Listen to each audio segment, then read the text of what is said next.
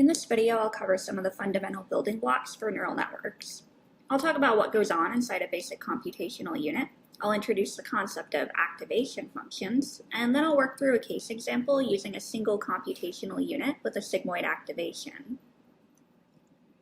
We saw in the last video that neural networks contain layers of computational units, but we didn't really discuss what goes on inside of these computational units yet.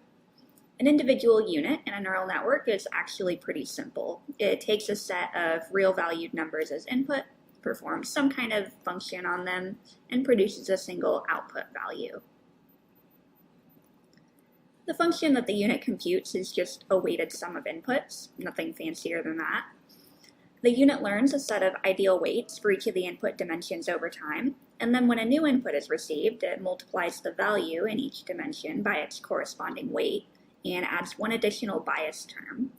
This results in the equation you see here, which you probably recognize from our discussion of logistic regression.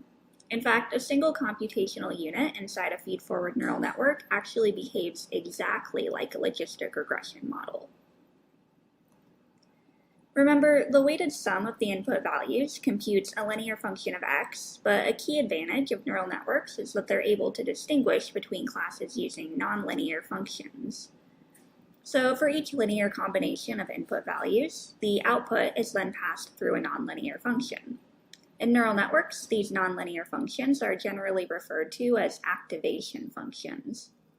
So the final output of a computational unit is the activation value for that weighted combination of inputs. There are a lot of different activation functions that you can experiment with when building neural networks. One popular activation function is the sigmoid function, which is exactly the same sigmoid function that was used with logistic regression. So we can go ahead and walk through the process from input to output for a single computational unit with sigmoid activation, just to illustrate how this all works. Let's say we have an input phrase, beautiful brutalist architecture. Maybe we're feeling homesick for UIC.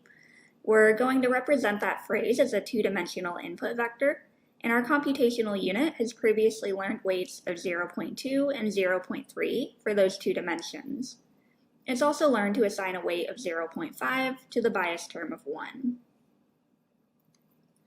So we go ahead and compute our vector representation of the input phrase.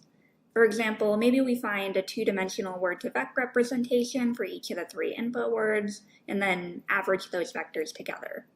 So we end up with an input vector containing the values 0.5 and 0.6.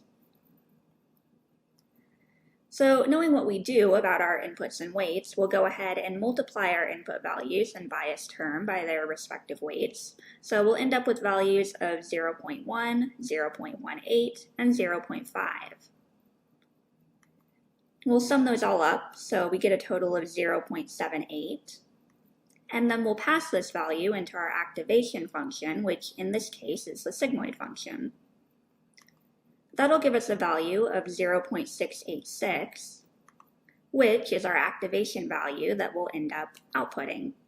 So this value would either be sent onward to the next layer in the network, or if this was the output layer, it would just simply be the output value. So we've seen how a single computational unit within a feed-forward neural network operates, and we've seen that if we use a sigmoid activation during this process, an individual computational unit just ends up behaving like a logistic regression model.